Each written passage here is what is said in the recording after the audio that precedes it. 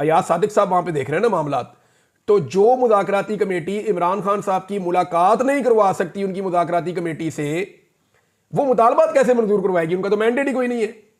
यानी इमरान खान के मुतालबात तो बहुत बड़े हैं ना, कि जुडिशल कमीशन बना दें, कैदियों को रिहाई दी जाए जो सियासी कैदी हैं जिनके साथ जुल्म हो रहा है। ये मुतालबात तो बहुत बड़े हैं और अभी बड़े मुतालबात मजीद भी आने हैं।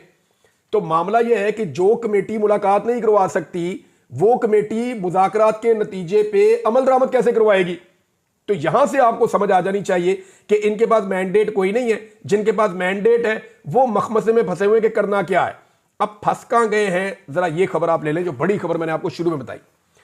जनाब, आपको मैंने कहा था कि पहले बरतानिया से और फिर अमेरिका से खबर आएगी।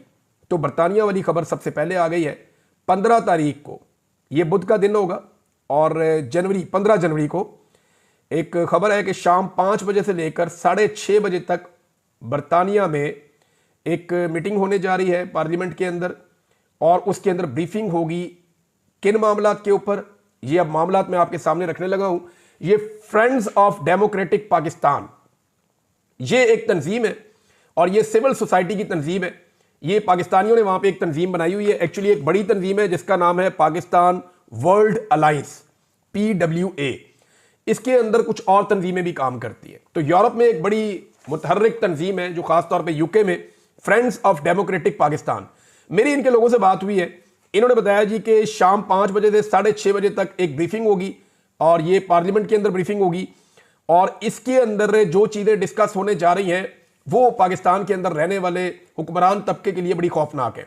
नंबर 1, 26 नवंबर का कत्लेआम, इसके ऊपर बाकायदा डॉक्यूमेंट्री होगी, इसके ऊपर बाकायदा सबूत और चीजें सामने रखी जाएंगी। नंबर 2, 10,000 से ज्यादा अफराद की गिरफ्तारियां और जबरी गुमशुदगियों का मामला। इसके बाद तीसरी चीज रखी जाएगी मिलिट्री ट्रायल्स सिविलियंस के क्यों किए गए और कैसे हुए, उनके अंदर जो लूप होल्स हैं उनके ऊपर बात की जाएगी। नंबर 4, यहां एक और बात की जाएगी कि इलेक्शन के अंदर जो धांधली हुई है और नए इलेक्शन कितने जरूरी है। नंबर 5, अदलिया पर जो इस वक्त हमला किया गया है, अदलिया को अंडरमाइन किया गया है, उसके दांत तोड़े गए हैं, और उसके साथ जो रूल ऑफ लॉ की पाकिस्तान में सिचुएशन है ये वहां डिस्कस होगा। और एक चीज और है, ये accountability for Pakistan military leaders, Pakistan की जो फौजी क़यादत है उसकी अकाउंटेबिलिटी फॉर ह्यूमन राइट वॉलेशंस, जो वहां पे इंसानी हकूक की खिलाफ वर्जियां हुई है इस मामले पे, इंक्लूडिंग मैग्निस्की सैंक्शंस। ये मैग्निस्की सैंक्शंस क्या है, बड़ा मुश्किल लफ्ज है। अच्छा, ये जी असासे मुंजमद कर दिए जाते हैं इंडिविजुअल्स के, यानी ये जो वो कह रहे हैं कि अकाउंटेबिलिटी होगी मिलिट्री लीडर्स की उसमें, और वो लोग जो इन्वॉल्व हैं इस सारे अमल के अंदर, इंसानी हकूक की खिलाफ वर्जियों के अंदर, उनके असासे मुंजमद किए जाएंगे इन सैंक्शंस के जरिए से, उनके ऊपर सफरी पाबंदियां आयद की जाएंगी, और इसके अलावा उनके वीज़ा जो हैं वो भी कैंसिल कर दिए जाएंगे और उन्हें दोबारा वीज़ाज नहीं मिलेंगे। ये है जनाब उनका पूरा agenda, friends of democratic Pakistan. इसके अलावा जनाब 22 तारीख को एक और प्रोग्राम होने जा रहा है, और ये प्रोग्राम है कांग्रेशनल मीटिंग है यूनाइटेड स्टेट्स ऑफ अमेरिका में, और इससे भी खौफनाक काम होने जा रहा है उसके अगले हफ्ते। और वो काम क्या है वो मैं आपको बाद में बताता हूं, ये क्योंकि प्रोग्राम बाद में आ रहा है इसकी तफसीलात मैं आपको बताऊंगा, लेकिन एक चीज आपको मैं बता देता हूं, वहां पे जो प्रोग्राम है वो फर्स्ट पाकिस्तान ग्लोबल, ये भी वहां की सिविल सोसाइटी है पाकिस्तानियों की, और इनका कोई पाकिस्तान तरीके इंसाफ से ताल्लुक नहीं है, वो पाकिस्तान के हालात से परेशान है, और उनका ये कहना है कि हम हर हाल में पाकिस्तान का तहफ़्फ़ुज़ करेंगे, और जो उनका भी एजेंडा है तकरीबन यही है जो एजेंडा मैंने आपको बरतानिया में होने वाले प्रोग्राम का बताया। लेकिन एक बड़ी खौफनाक चीज जो अमेरिका में होने जा रही है वो आप सुने। डोनाल्ड ट्रंप की हुकूमत आने के बाद एक बाइंडिंग रेजोल्यूशन आने जा रही है कांग्रेस से।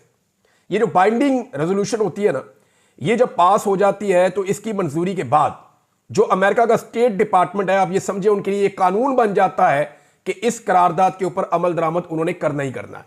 अब ये करारदाद क्या है, ये बड़ी खौफनाक है। इस करारदाद के अंदर ये तमाम चीजें हैं जो इससे पहले मैंने आपको बताई जो बरतानिया में होने जा रही हैं। और जो सपोर्ट का आलम है वो ये है कि जो पहली रेजोल्यूशन आई थी अमेरिका से उसमें 368 लोगों ने सपोर्ट किया था। टोटल वोट जो है वो 435 है, तो 368 की सपोर्ट इनके पास है, और 250 से जैसे ही क्रॉस होगा या 225 से क्रॉस होगा तो फिर आप ये समझ लें कि ये एक कानून बन जाएगा बाइंडिंग रेजोल्यूशन पास होते ही, और स्टेट डिपार्टमेंट को इसके ऊपर अमल दरामद करना पड़ेगा। और जो मेरी इतला है उसके मुताबिक जो लोग बहुत बुरी तरह फंसने वाले हैं मैं ज़रा बता देता हूँ वो कौन कौन है। इसमें साबिक आर्मी चीफ से शुरू होते हैं, जनरल कमर जावेद बाजवा, नदीम अंजुम, वज़ीर आज़म पाकिस्तान, ये जो निगरान वज़ीर आज़म गया था ये भी, ये आईजी इस्लामाबाद, आईजी पंजाब, इस्लामाबाद का कमिश्नर और डिप्टी कमिश्नर, फिर इसके बाद इंटीरियर मिनिस्टर मोहसिन नकवी, इसके बाद वज़ीर आला Punjab, defence minister of Pakistan, information minister of Pakistan, और अगले मरहले में जो आरओज हैं जिन्होंने धांधली की है उनका नाम भी आएगा। डीपीओ अटक का नाम भी मैंने वहां पे देखा। तो अब जो मौजूदा आर्मी की आदत है उनका भी नाम बीच में शामिल किया गया है। 26 नवंबर को जो कुछ भी हुआ उसके अंदर वहां पे स्टोरीज भी कुछ ऐसी छपी हैं।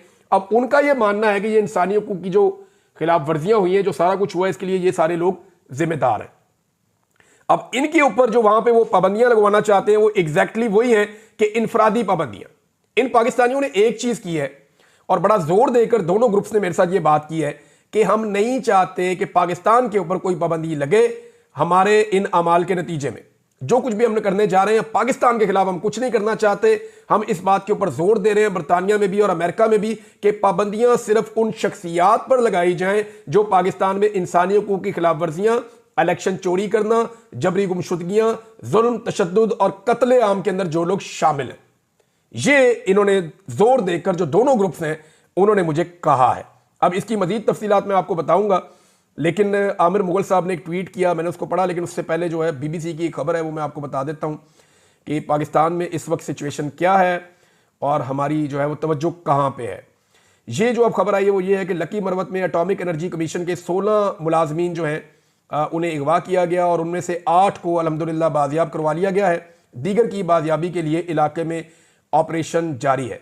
ये खबर पख्तूनख्वा के जनूबी जिला लकी मरवत के इलाके कबूल खेल में मुसल्लह अफराद की जानिब से अगवा किए जाने वाले एटॉमिक एनर्जी कमीशन के 16 मुलाजमीन में से 8 को बाजियाब करवा लिया गया, जबकि दीगर अफराद की बाजियाबी के लिए सिक्योरिटी फोर्सेज का इलाके में ऑपरेशन जारी है।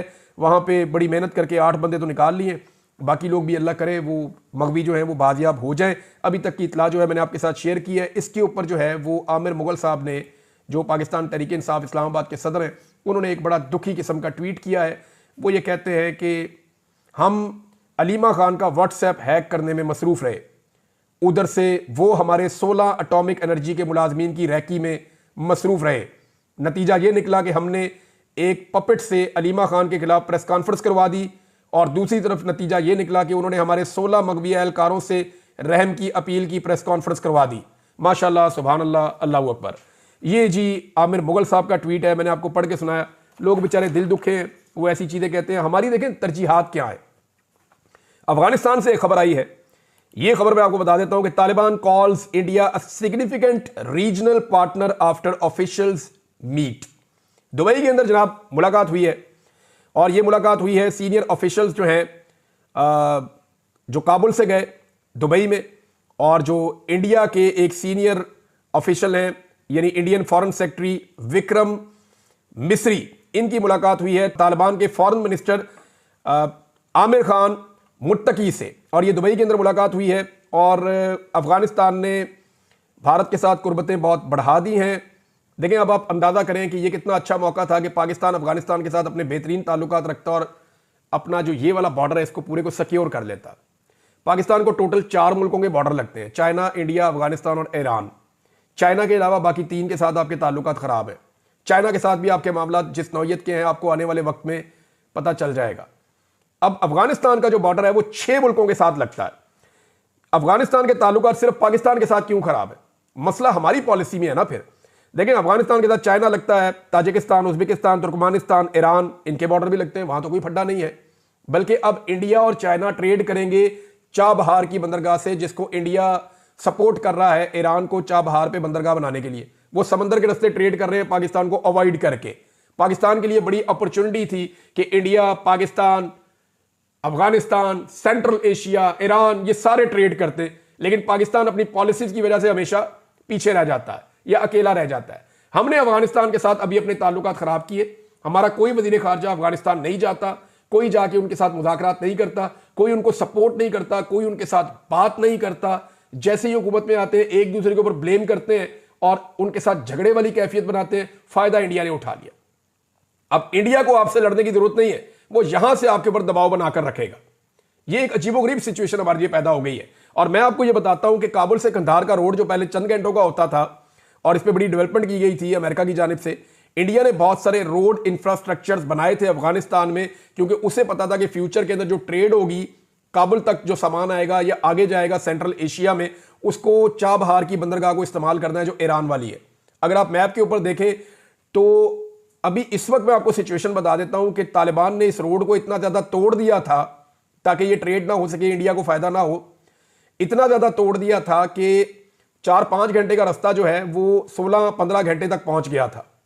लेकिन अब दोबारा से उन रोड्स को ठीक किया जा रहा है, इंडिया इंफ्रास्ट्रक्चर पे काम कर रहा है तालिबान गवर्नमेंट के साथ मिलकर, और वो वहां से ईरान की तरफ एक रास्ता बना रहे हैं और फ्यूचर में वो वहां से ट्रेड करने का इरादा रखते हैं ताकि इंडिया ईरान से, अफगानिस्तान से और सेंट्रल एशिया के साथ अपने आप को जोड़ के अपनी ट्रेड को बढ़ा सके। दूसरी तरफ चाइना जो है उसके पास भी ऊपर से एक रास्ता है और वो उस रास्ते को इस्तेमाल कर सकता है।